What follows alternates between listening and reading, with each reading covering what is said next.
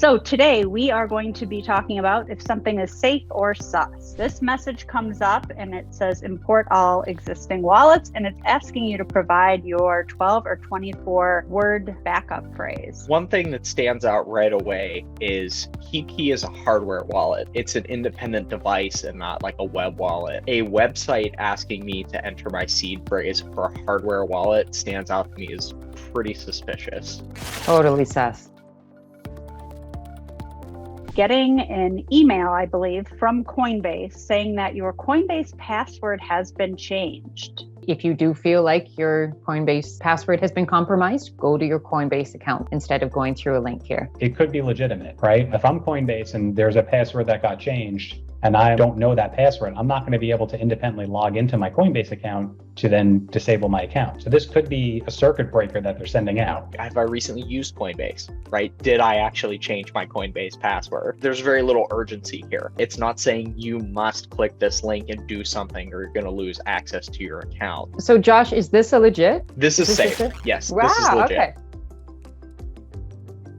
I don't have enough information based on the picture to determine one way or the other. But what I would do as a security person is, number one, I wouldn't necessarily click the link to check my activity. I would separately log into Google to check my activity. And if you wanted to get a little bit more technical, I would look at the headers of the email to see where the email originated from. And you'll be able to, see did it come from Google servers or did it come from somebody else's servers. But the biggest piece of takeaway would be don't necessarily click the link yourself, log in independently, and then check your activity to see. There's not a huge sense of urgency in the text of this email. One of the things that scammers do is they'll say, like, you must log in right now to check your activity or your account's going to be locked or you're going to lose your funds, right? There's some sense of urgency there that you have to do something that this email is telling you to do. And this email says, hey, we noticed a new sign-in. If you just logged in on a new device, you don't have to do anything. So it's not prompting you to do something right away in order to try to scam you.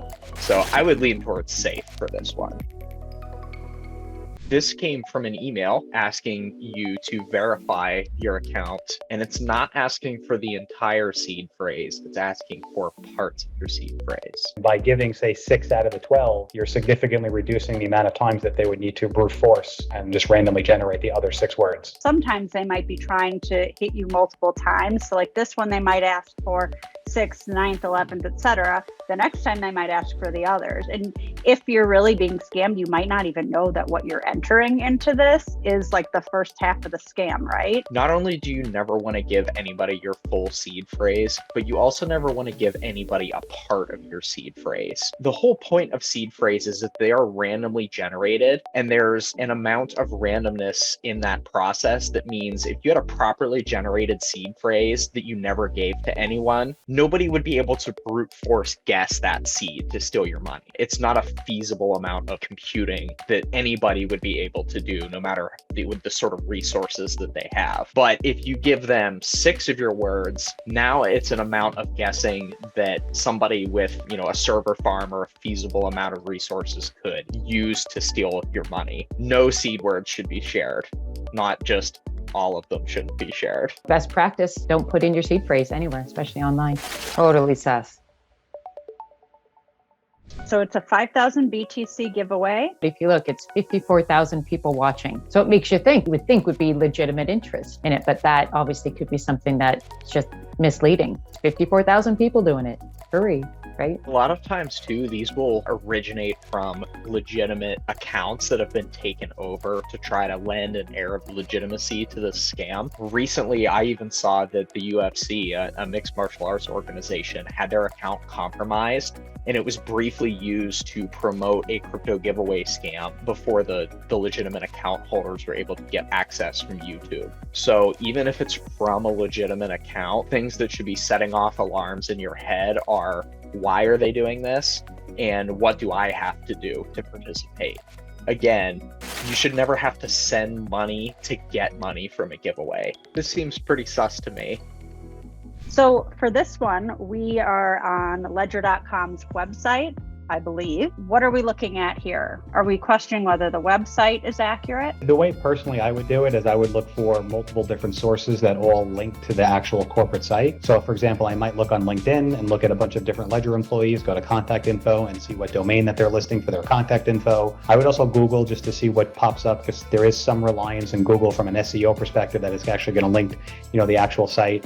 I think between all of that different information, I think you can have some reasonable assurance that this is actually Ledger. Usually, if there's a problem with a legitimate account that you have, there's not going to be an email screaming at you right away that you have to do something or you're going to lose your access or your money within a day. Right? PayPal is generally not going to use that type of procedure if there is a real problem with your account. You may get multiple emails. You may, have some time to resolve an issue. And you can always go back directly to paypal.com rather than clicking on the link in this email. Take a look in the first little paragraph there, permanently. Sometimes misspellings and grammar mistakes are done on purpose, because this automatically sort of weeds out people that are very keen to that and aware of scams and things to look for, and kind of helps funnel people who may be less aware of scam tactics into falling for this. We believe that your account is in danger from unauthorized users. I believe it is too, because you are the unauthorized user. Like, they're telling us they're the problem. This is definitely sus. All right, Binance-gift.com. Do you want to take part in the giveaway? I mean, how could you not? There are some things that appear to be safe, like the logos and the coloring and the founder being on the page. But if you take another glance, you can see that the website is not correct, that they're telling you to hurry up and do something, which is unlikely. These scammers are using psychological tactics to try to connect with people on an emotional level and to not only give that sense of urgency, but here we're providing an answer to all of your problems. Just hurry up and solve it by clicking on this. And so they're really intentionally trying to think through what people want or need and then addressing that within the scam. Okay, for this one, we're looking at whether or not somebody has a real Twitter profile. A couple things that I look at is I usually look at the number of followers. I highly doubt that Ryan Reynolds would only have 709 people following him. And then I would always usually go and look and see who's following them, see if it's people I trust, other Twitter users that are following the same person. That's probably the main area I look at. Verification. Please activate your account to complete your account setup. Ooh, a minimum deposit of 0.01 BTC is required for activate your account. That almost got me. I almost said the correct way because our brains just read it the right way. In general, there's a class of scam that takes a lot of different forms called advanced fee fraud. That's everything from the classic sort of email from a Nigerian prince that's rich and wants to send you money, to crypto giveaway scams, to something like this, where you get a link saying, hey, you have a credit to start an online trading account with us that has $5,000 already in it, but you need to verify your account with this 0.01 BTC deposit. And what they want from you is for you to send them money in a way that's irreversible so they can steal it and run away.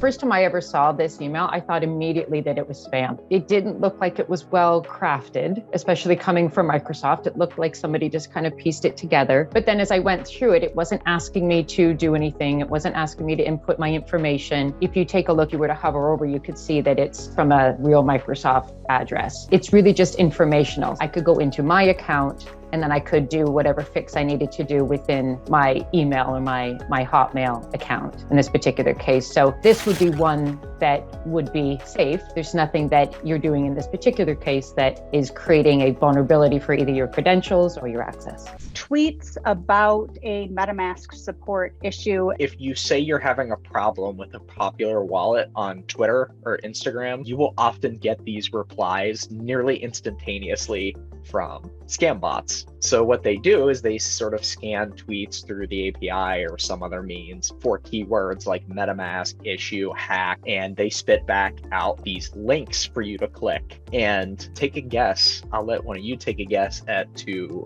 what this link is going to ask you for. Your seeds. Seed phrase. Yeah, your seed. Yeah, seed phrase. No legitimate support is ever going to ask you for your seed phrase. Like, there's really no case that I can think of as a technical person, as a developer, where you're going to reach out to support and they're going to say, give me the keys to all your money so I can fix this issue for you. This seems pretty sus to me. You're hanging out at home, you're just like eating popcorn, watching a movie, whatever, and you get a Telegram message. Alina Z says, hello, what are you doing? Michelle, No, is this your and you- bestie? No, not my bestie. No previous communication. No idea who Alina Z is. No communication, no interaction. Just a random hi, hello, what are you doing? Immediate suspicion. There's actually a name for this type of scam, and it's sort of an odd name, I think, but it's called a pig butchering scam. Sometimes they'll sort of start talking about crypto trading right away.